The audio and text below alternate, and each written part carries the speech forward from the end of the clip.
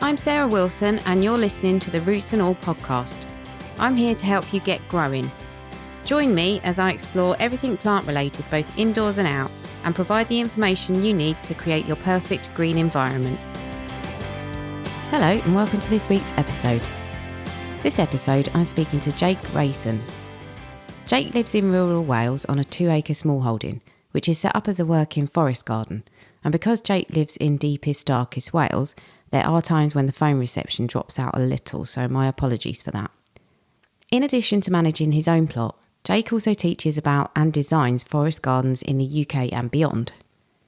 For a long time, forest gardening was one of those terms I'd heard, but I'm not sure if I fully understood the principles behind it, partly because the term always struck me as a bit of a misnomer.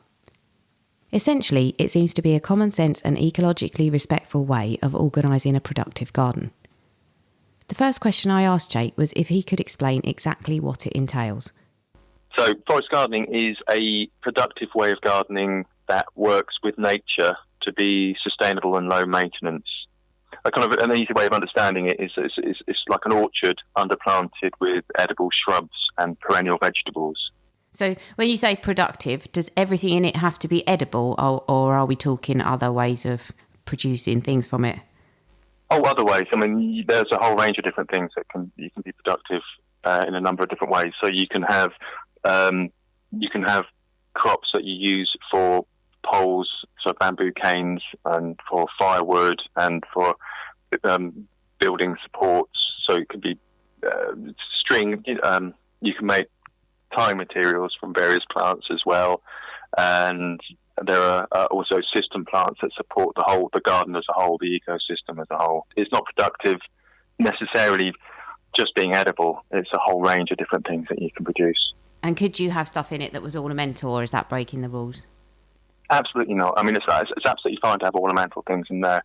I mean, your previous guest, Stephen Barstow, is a bit of a hero, and he had the whole idea of edible ornamentals is I think a really useful one for forest gardening because it opens it up to an awful lot more people. If they know that it can be ornamental and edible, that's a really good thing. Yeah, I think so, because to be honest, I assumed that everything had to be productive, but it's good to know that you can incorporate other stuff as well. It doesn't feel quite so limiting to maybe those of us who started out in an ornamental growing background. Do you have to have a particular amount of space to have a forest garden, or can anyone do it anywhere? You can create a forest garden in any size, really. I mean, most people start off who are interested in forest gardening, I think traditionally start off with about an acre or so of land. But it's the principles that are really, really important. And if trying to understand what a forest garden is in the first place, and you can apply those principles to any size garden. I mean, I've done designs for a small front garden, 10 metres by 5 metres, I think it was. So yeah, it can be. I've even heard of people creating a forest garden in a large pot, one of those big kind of pot containers. So you can do it. You apply the principles to any size. It doesn't have to be a large space at all. And I think it's like the whole principle of it is that a forest garden mimics a woodland edge. So rather than a thick woodland, it's a woodland edge where you're getting enough light coming through. So that means you can create layers of planting, and that's absolutely crucial. And that you're efficiently using the space that you have. So you have a variety of different levels, with a permanent living ground cover. So the soil is permanently covered. You're using all the available space, and there's enough light getting through for the crops on the ground.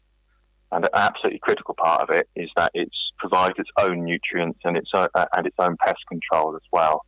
So it's a self-sustaining system. So if you can replicate that, you can replicate that in any size garden. There's a chap called Robert Hart. He's a pioneer in the UK back in the 1980s, I think it was, in Wenlock Edge in Shropshire. And he had, I think it was only about a quarter of an acre or so. And he decided that a small holding was too much work for him, and he went a vegan. And he was looking after his brother, apparently, and he went onto a vegan diet and grew all his own food.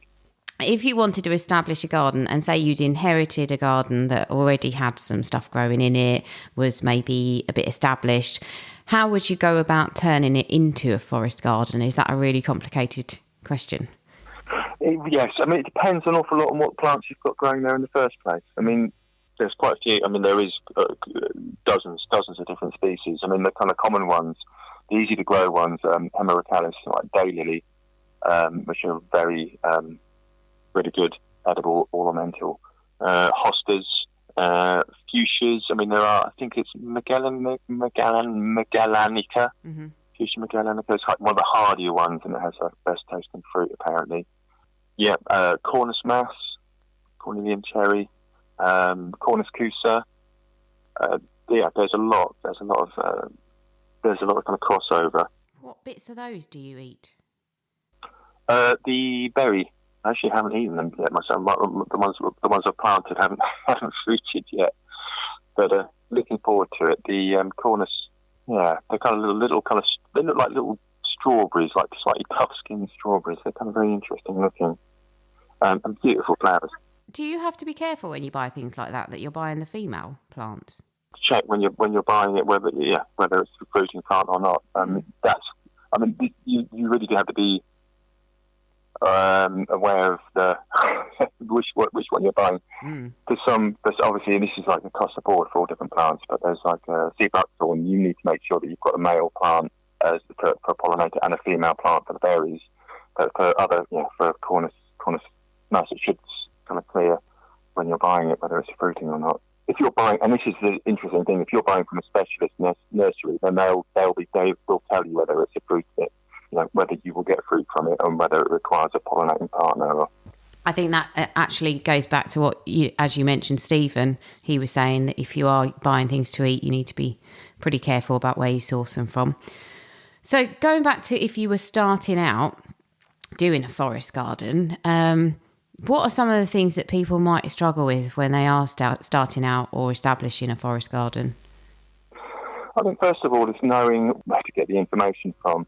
Yeah, once you've got a decent reference, but you're actually knowing what the plants are that you want to grow, there's kind of few things that people get tripped up over. And I think the first of all is design. Design isn't really well taught in this country in terms of design generally, but also garden design. And people get the fear of putting down on a piece of paper where the plants should go in a garden. And it's absolutely critical with a forest garden. If you've got any space at all, you'll be planting trees. And it's absolutely critical that you plant trees far enough apart so that there's enough light comes through. But when they reach their final size, there's enough light coming through past the plants to lower levels so that you can grow plants underneath and that you get proper fruiting. So I'd say like the design stage is always a bit tricky, but the best thing you can do is to get some graph paper and measure up your plot, even if it's very approximately, and then work out where the trees will go, work out where the canopy layer will go. How do you manage the kind of gap in between? You do need to plan a garden and plant a garden so that it's kind of in maturity, everything fits together and there's room for stuff. But then that sometimes if things are slightly slower growing, you may have gaps until those things knit together. Do you do anything? Can you do anything in forest gardening to fill the gaps in, maybe temporarily? It's good to have a range of different plants that you can use. I think this is one of the fallacies of a forest garden is that it's only perennials that you're using. You can use annual plants, which will take advantage of the conditions until the plants mature. When you're putting in whips for the trees, you're going to have an awful lot more sunlight. So you actually want something that can deal with full sun. And then as you get more shade, you want the other ground cover to take over. So, for example, you might be planting clover as a temporary ground cover with some a dwarf comfrey ground cover, and the clover does very well. And then when the shade increases, the clover dies back and the comfrey takes over. So yeah, you can design it so that you've got some sort of succession going on. And also for hedges, though, I'd always recommend people, if you've got the space, is always to plant a double hedge to fill the gaps in as quickly as possible. Can you have an edible hedge? You certainly can, in more ways than one. I mean, there's it really helps if you can propagate your own. If you've got the time to propagate your own hedging plants, that's fantastic, because you get fruiting varieties and hedging varieties. Normally you buy a hedging variety of a plant in the winter and you plant it bare root, but normally they're not particularly good at fruiting, whereas a fruiting variety of a plant, say for example autumn olive, a fruiting variety is pot grown and is 4 or 5 times the price, but you can take cuttings from it, and then from those cuttings you can create a really truly edible hedge. It'll fruit much better.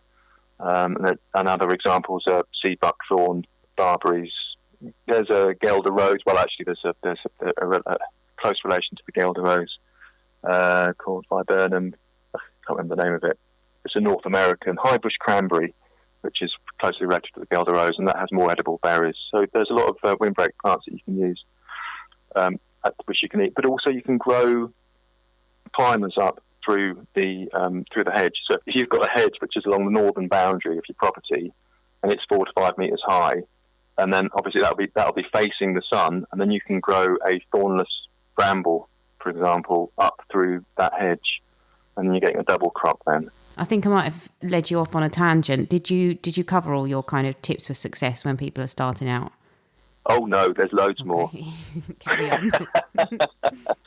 My top tip is to start by the house, start near the house and work out, so that you plant something close to the house. And I always kind of encourage people to plant vegetables.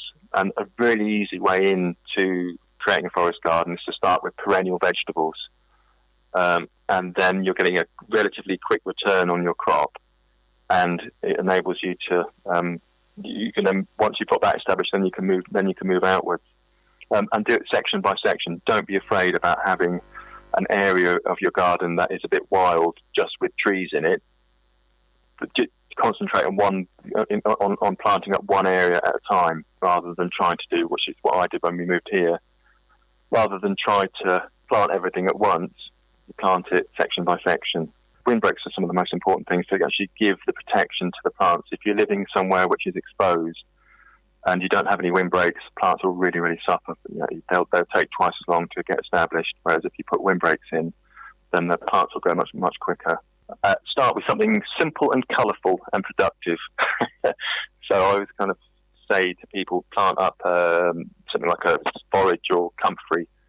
So you're getting flowers and you're getting a crop from it. You can use it as a compost for nutrients as well.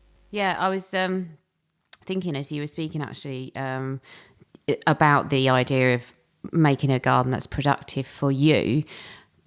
How much space does that leave you for encouraging wildlife? Well, if you've got hedges, I think this is the way to look at it is, if you have any windbreaks, like windbreak hedges and system plants, so plants that are providing nutrients, for example, then there's enough space to create wildlife habitat as well. So there's plenty of space to have both. Any garden that you're designing, you can think about wildlife, encouraging wildlife from the beginning. And with a forest garden, that's absolutely critical, because you're relying upon wildlife for pest control in the first place. So you want to factor that in when you're planting it up. So would a forest garden, by definition, be organic as well? Yeah, so a forest garden, is organic. Ultimately, you're not bringing anything onto the site. The whole garden is a self-contained ecosystem that it provides its own nutrients and its own pest control. So you're not bringing in any additional fertilizer at all, and obviously no pesticides. And I think I asked this question of Stephen Barstow as well, but I'd like to ask it of you. Are you self-sufficient, or do you feel that you could be in the future? I think you can be. We're definitely not. We're in the early stages of it, and I used to get a bit stressed out about the fact that we're not self-sufficient yet.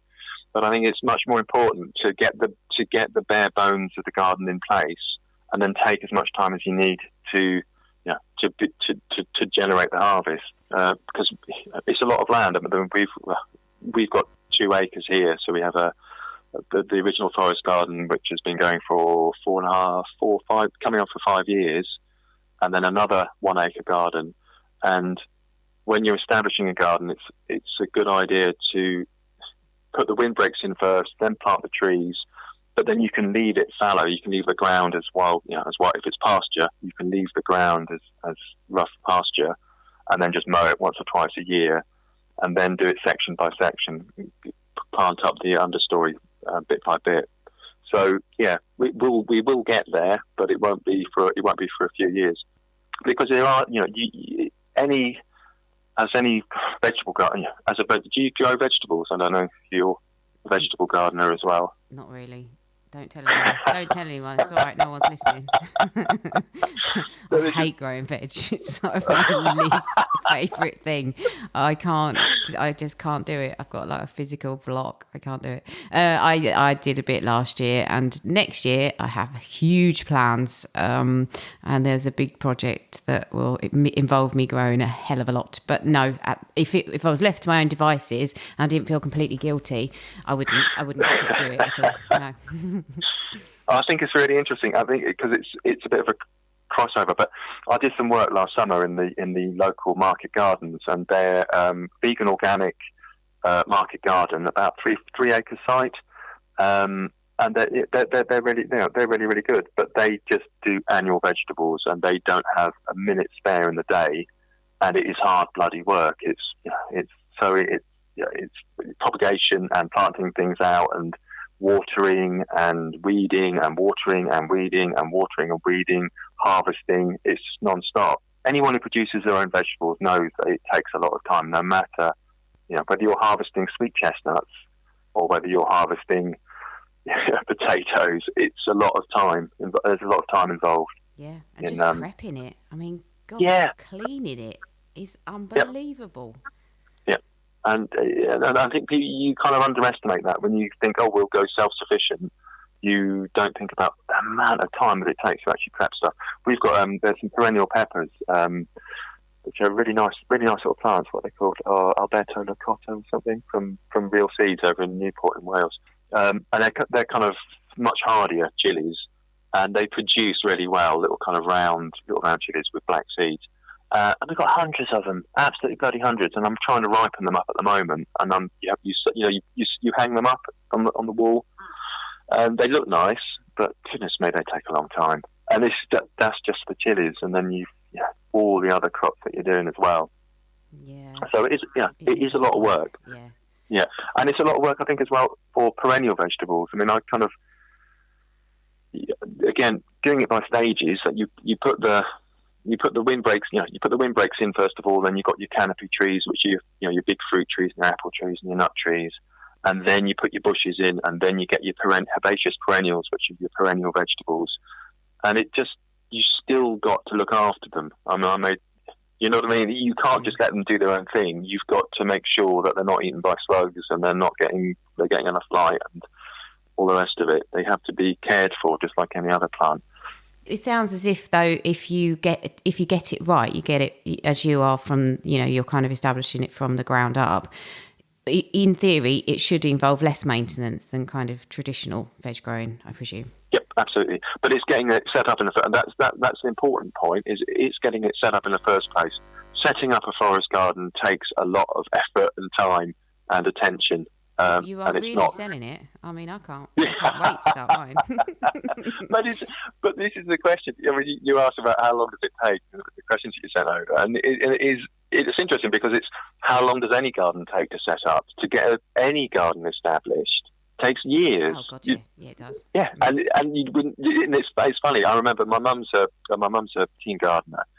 And I remember as a kid, we'd look at all the little plants growing everywhere, and she said, "Oh, do you like my garden? Do you like the planting?" I would go, "Well, they're a bit twiggy," and it would be a couple of years later, and they'd fill out, and you go, "Oh, I see what you're doing. I see what you mean." Yeah. But it's that it takes time. I mean, sweet chestnuts are interesting. Case in point, they take, and again, you need to make sure that you get a fruiting variety rather than like a non-fruiting variety for sweet chestnuts, because if you just get the bare root ones that you grow for timber, that it can take 10, 15 years for the nuts for them to bear fruit, so for the nuts to come. Whereas if you buy a name variety, then it can be anything between 2, 3, 4 years.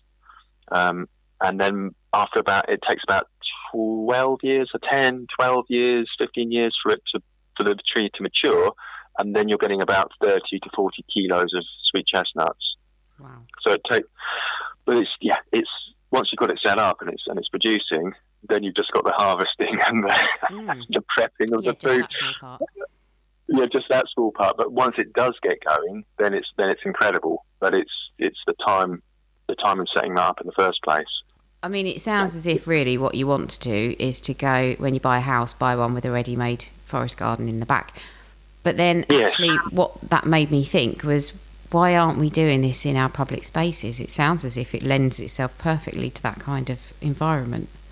Yep. There is a lot of work being done by various people across the UK. There's a group called the National Forest Garden Scheme. Was it NFGS? National Forest Garden Scheme. There are quite a lot of schemes where people are trying to push the idea of forest gardening into civic gardening. And there is, but it's like with any garden, you do have the management issues. So you're going to be having, if you have a fruit crop and it's next to a road, you're going to get a mass of fruit. If people don't pick the fruit, then there's a mass of fruit on the road or on the pavement which needs to be cleared up. So it's always, it's not you've got to be careful about it. And it depends where you're doing it and who can maintain it. It's always it's the same old kind of question. But yes, you'd think that there'd be more kind of planting for nut trees or what have you. Yeah, well, I think that ultimately we can't keep passing it off onto other people and can't keep asking who is going to maintain things, because really we don't have the resources. We need to just actually step up and go, well, this is a community garden, so therefore the community needs to manage it and maintain it. But that's just me getting on my high horse. Anyway, I was just going to move on to, there's the last couple of questions, which are, before we run out of time, are there any essential features in a forest garden? What are the kind of things you must include in it? The essential features are that it mimics the edge of a woodland, which means that it can have layers of planting, that you generally have a canopy layer, and then a shrub layer, and then a herbaceous kind of perennial layer underneath that with a ground cover, and that's a permanent ground cover, so you never have the bare soil exposed. And the key to all this is that it provides its own nutrients and its own pest control as well. Sounds like my perfect sort of garden. I hate bare soil, so that is great. This is one of the key things. You're trying to explain it to people when you say, what's it like? What's a forest garden? And then you say, well, imagine an orchard which has been underplanted with edible shrubs and with perennial vegetables, with a permanent living ground cover that you don't have to mow. And that's pretty much a forest garden. You chuck in a windbreak and a couple of fertiliser plants like comfrey, and that's it. Yeah, I mean, on the countryside, I mean, there's no composting either. So in terms of providing nutrients, you have nitrogen provided by nitrogen-fixing plants like autumn olive and sea buckthorn, and members of the pea family, so the Scotch broom, and a member of the alder family as well. So Italian alders is one of the kind of key plants that you have in a forest garden, and they provide the nitrogen. And then you have potassium plants like comfrey, or members of the comfrey family. So like the sterile Bocking 14, you can just chop and drop it. You just literally plant a comfrey underneath each fruit tree, and then once or twice a year you chop it, and then you just put it at the base of the tree, and it gradually rots down, and that provides enough nutrients for that tree for a year. There's no composting. That's the whole kind of critical part of it. And at a pond, you've got to have a pond in there. Yeah, definitely. For pest control? For pest control, for slugs control, and log piles, and kind of wildlife garden features. All the kind of features you'd have in a wildlife garden, you want them in a forest garden as well. So you're providing habitat for predators of pests. Last question. Well, last but one really. What would you say are the top performing plants in your forest garden? If someone wanted to kind of pick maybe 2 or 3, what would you recommend? Oh, that's tricky. I would say that comfrey is absolutely indispensable because of what I said earlier. It provides nectar and pollen for bees, and it provides nutrients as well. Autumn olive, Elaeagnus umbellata, because it grows to about 5 meters by 4 meters, It's nitrogen fixing, grows quickly, and it provides shelter. It's got kind of big thorns on it, and it provides shelter for wildlife. And Gelder rose is native to the UK by Viburnum. Beautiful. It's a really beautiful plant, and it's kind of quick growing as well, and has an amazing display of flowers and a display of berries that are eaten by birds. And sweet chestnut. If you've got enough space, that'd be my one nut tree that I'd have, because it's a bit more resistant to squirrels. And hawthorn. There's an amazing range of different hawthorns that you can buy. I've got a lovely one here, Crataegus arnoldiana, which is just like really, really big haws on it. It's just an incredible plant, and very beautiful as well. Just don't try and weed underneath it. You can avoid the spines, you'll be all right. They are a bit evil, but not as bad as blackthorn. So if people want to find out a bit more about forest gardening, did it originate anywhere in particular, or is there someone who's the sort of pioneer of it? Where would people find out more? It originated in the tropics, so there've been kind of forest gardens, like homesteads, integrated with the natural landscape, and they've been in the tropics for centuries.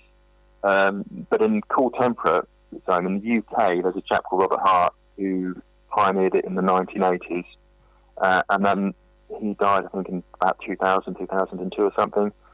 And the Martin Crawford at the Agroforestry Research Trust has written a fantastic book called Creating a Forest Garden, which is brilliant. It tells you how to design a forest garden and gives you a big list of plants as well. So he's very much worth looking into. There's Plants for a Future, which is a database of useful plants. Orange Pippin, which is a database for fruit tree varieties, which is fantastic. Oh, I love their trees as well. I always get my fruit trees from them. Oh, do you? Yeah. Oh, right. I get the Agroforestry and Martin Crawford sells quite a few fruit trees, like Maidens. But I didn't know. Yeah, I knew that they sold them. They got a little kind of sister website that sells them. Yeah, and then the RHS Plant Finder with their native filter is brilliant for finding native plants and kind of gives backup information. And then perennial vegetables, Alison Tyndale at Backyard Larder, Mandy Barber at Incredible Vegetables, and Stephen Barstow at Ornamentals. And all the links to those useful resources are in the show notes, as well as links to Jake's website, Forest Garden Wales, where you can sign up to Jake's free course on forest gardening. If you're interested in learning more, do sign up to his newsletter too, as he's launching an online course in the next few weeks. So that's it for this episode. A very big thank you to Jake, and thanks to you for listening, and I'll catch you next Tuesday. You can download or listen to the podcast direct from the website www.rootsandall.co.uk, where you'll also find my blog and a sign-up form for the newsletter, which gives you a weekly roundup of content, plus the inside scoop on things like upcoming guests. Or you can subscribe wherever you normally get your podcasts. Email me with comments and feedback at podcast@rootsandall.co.uk. Follow me on Twitter, Roots and All, Facebook, Roots and All UK, and Instagram, Roots and All Pod. But please also check out my Patreon, where you can make a one-off donation or take out a monthly subscription to help support my work, because if you like what I do, please help me to continue doing it. Even if you make a one-off donation of £1, trust me, it all helps, and I will be immensely grateful. So please go to Patreon and search for Roots and All.